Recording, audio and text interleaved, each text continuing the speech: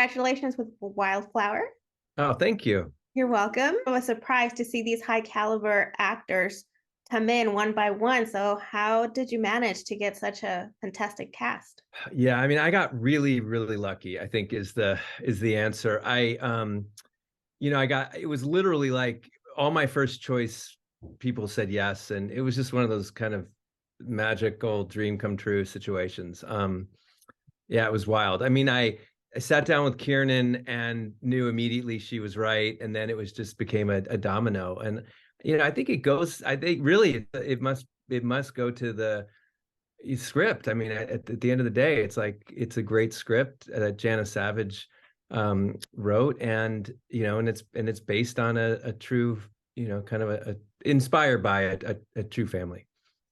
Now, yes, inspired a true family, your niece. So how did you know who was going to be the perfect writer for it? Well, yeah, I mean, so it's my wife's family and it is my niece and I actually had no real interest in making it into a narrative film. I had sort of was at the tail end of the documentary, and I was actually working on another project with Jana, and I think if I remember correctly, I showed her like it was some footage of the grandmothers, I think, and she was like, "Oh my God, this we should pivot, and this should be the movie." And then we started talking about it. And I didn't want to recreate the documentary, and so we kind of decided that as a way to kind of make it more accessible to people, it would be through humor. And so I think leaning in to sort of some of the comedy in terms of reaching more people, I think was kind of the goal, and that's sort of how it all happened. So for when it came to casting the character of B, I mean, like Mm, I said, very personal. yes. What were you looking for? I was looking for somebody who had kind of an internal strength that was quite obvious, and somebody who was a little more, I guess, wise beyond their years. And Kiernan has that. I mean, my niece, essentially, she really, since she was 6, kind of was the head of the family, in many ways. And I think Kiernan, having grown up the way she did, really has sort of there's a innate wisdom to her, and she like my niece, you could sort of drop anywhere and she'll be amazing and totally fine. And I've always felt that about my niece, and so I did see that in Kiernan as well. There's a certain highly intelligent, she's so poised, and there is this kind of yeah, there's just a wisdom there that really is so much kind of older than what she really is. And what about for casting the parents?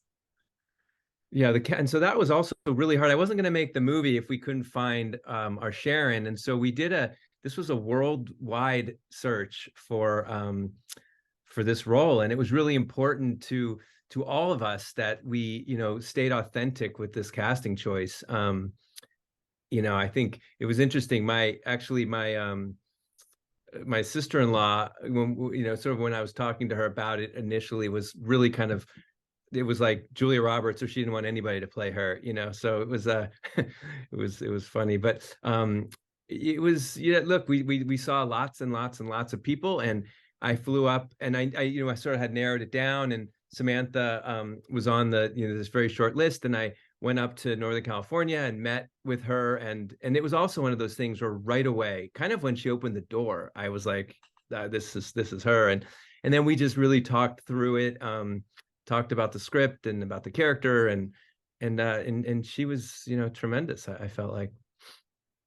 Now, inspired on your niece's life, did any of the events that happen in the film happen in real life, or one in Yeah, I mean, look, there's quite a few, but then we also took a lot of creative liberties, and I never really knew her boyfriend. That was one that was something that we completely made up. She was in a coma. We still to this day don't really know what happened, but she's totally fine, made a full recovery, and she did go off to college. Her dad, has always been into slot car racing, and there's a lot of stuff that comes from the film. It was some of those things where you're just like, you can't believe it in some ways, where you're like, is that, it's almost, something that feels like it couldn't be written, I would say that's stuff that's true. Now, did she go to UCLA? She didn't go to UCLA. No, That's why no. I wore my shirt, my Oh, UCLA that's shirt. no, she didn't end up going to UCLA. I'm a But former Bruin, so that was one of the highlights. I was like, oh my God, she went to. oh, nice. Yeah. We thought just in terms of the narrative, just with the aunt and uncle being in Los Angeles, that's kind of was a creative decision we made. Okay, fair enough. So, how does your family feel? Did they get to watch the film already? What was Yeah, their but a lot of them have. You know what? I'm trying to think who the immediate family. Christina has seen it.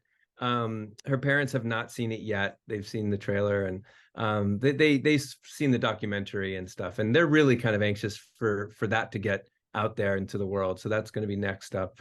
Is trying to find the right partner to get that distributed. But yeah, no, I'm excited for everybody else to see the movie, which they're eagerly waiting to see. Now, your daughter has collaborated here with some of the music. Can you talk about that? Yeah, this was really it really was a full family affair. My daughter, I think she was 16 at the time when she wrote the song. She read the script and she saw some footage and wrote this beautiful song that's actually at the end of the movie in the credits and also plays in the trailer. Far Behind. And then there's another song that she wrote, also kind of once we had a rough cut. She wrote another song that's in the movie when B is doing the pool cleaning and then goes home and starts to kind of take care of the house and her parents. That's also Penelope's song. Speaking of the credits, you did include some real family photos, Yes, that's the real family. and you make a little cameo.